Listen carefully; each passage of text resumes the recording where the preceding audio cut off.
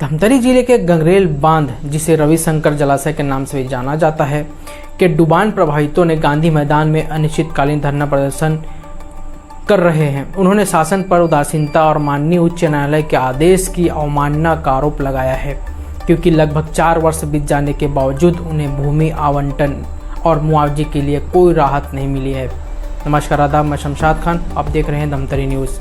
माननीय उच्च न्यायालय छत्तीसगढ़ ने रीट याचिका पर एक साथ सुनवाई करते हुए दिनांक 16/12/2020 को आदेश पारित किया था।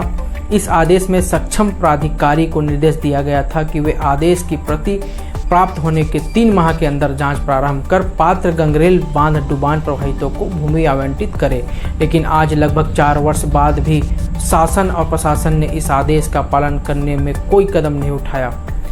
प्रभावितों का कहना है कि यह न केवल न्यायालय की अवमानना है, बल्कि गरीब और वंचित वर्गों की प्रति शासन की संवेदनहीनता को भी दर्शाता है।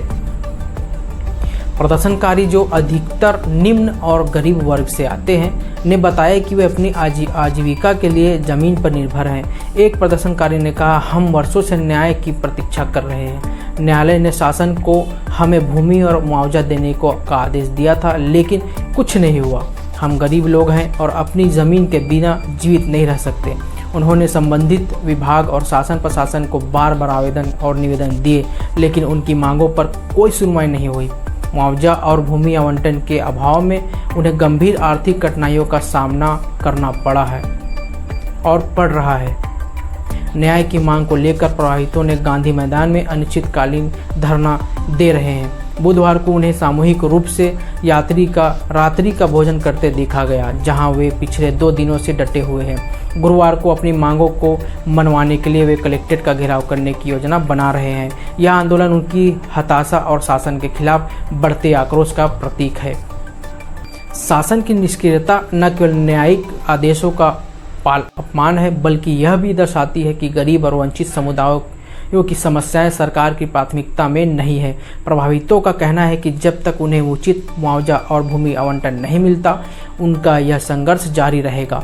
प्रदर्शनकारियों ने चेतावनी दी है कि यदि कलेक्ट्रेट घेराव के बाद भी उनकी मांगें पूरी नहीं हुई, तो वे मुख्यमंत्री निवास का घेराव करने जैसे कड़े कदम उठाने को मजबूर होंगे। जी, हम जो है डुबान प्रभावित हैं और डुबान प्रभावित जो है अपने हक अधिकार की मांग के लिए आए हैं प्रशासन के पास, लेकिन प्रशासन जो है डुबान प्रभावितों को सिर्फ गुमराह करने का काम कर रही है। हाई कोर्ट से आदेश आया है, लगभग 4 वर्ष हो गया है। हाई कोर्ट का आदेश था कि 3 माह के भीतर जांच कर जो डुबान प्रभावित है उनको जोगीडीह में बसाया जाए, जो आरक्षित भूमि है डुबान प्रभावितों के लिए। लेकिन प्रशासन सिर्फ गुमराह करते जा रही है, जबकि आदेश आने के बाद इनको बसाने की प्रक्रिया शुरू करना था जांच करके। लेकिन उनका कहना यह था कि यह जो है असर्वेक्षित ग्राम है, इसका सर्वेक्षण नहीं हुआ है, तो सर्वेक्षण के उपरांत ही आगे की कार्रवाई की जा सकेगी। लेकिन राजस्व सर्वेक्षण हुआ बकायदा। सभी आरई पटवारी जो जितने भी प्रशासनिक अमला है वहां पे गए, सर्वेक्षण की प्रक्रिया हुई। उसके बाद जब प्रकाशन की स्थिति बनी, दावापत्ति निराकरण होना था, लेकिन उसको आधे अधूरे समय में रोक दिया गया। फाइनल प्रकाशन उसका नहीं हो पाया। राजस्व विभाग का कहना यह है कि हमको वो जो जमीन है वन मंडल के द्वारा, इरिगेशन के द्वारा हमको हस्तांतरित हुई नहीं है, उसका ऐसा कोई अभिलेख नहीं है। तो हमारा कहना यह था कि भाई अगर वन मंडल ने और अपना इरिगेशन ने आपको हस्तांतरित नहीं किया, इसका कोई अभिलेख नहीं है, तो राजस्व विभाग को क्या अधिकार है आपको आवंटित करने का? भाई अगर वो फॉरेस्ट की जमीन है तो राजस्व को अधिकार नहीं आवंटित करने का। दूसरा चीज ये, इरिगेशन ने अभी अगर उनको ट्रांसफर नहीं किया तो अधिकार नहीं है राजस्व को आवंटन करने का। तो इस पर हमने कहा कि इस पे पत्राचार किया जाए, आगे की कार्रवाई इसमें होगी, अभिलेख होगा, ऐसे तो आवंटन हुआ नहीं होगा। तो तब जाकर के हमने अरण्य भवन से दस्तावेज लेकर के वहां से आए फॉरेस्ट के रिकॉर्ड में क्लियर है कि डुबान प्रभावितों को बसाने के लिए कंपार्टमेंट नंबर 107 जोगीडीह, जहां पे 170 परिवार को बसाया गया है, वह जमीन जो है डुबान प्रभावितों के लिए आरक्षित है। उसको हस्तांतरित किया गया था इरिगेशन को, जिसमें बसाने की जो व्यवस्था है राजस्व विभाग ने की है, इरिगेशन ने नहीं की है। इरिगेशन से जो हस्तांतरित हुई है उसकी कोई अभिलेख दस्तावेज इनके पास नहीं है।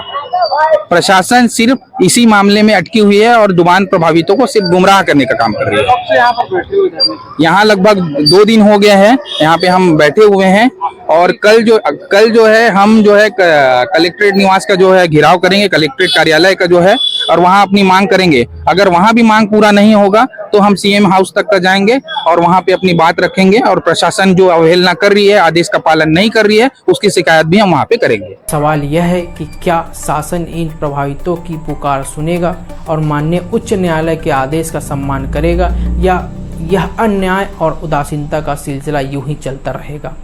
यह तो आने वाला समय ही बताएगा। और भी खबरों के लिए बने रहिए धमतरी न्यूज़ के साथ। नमस्कार।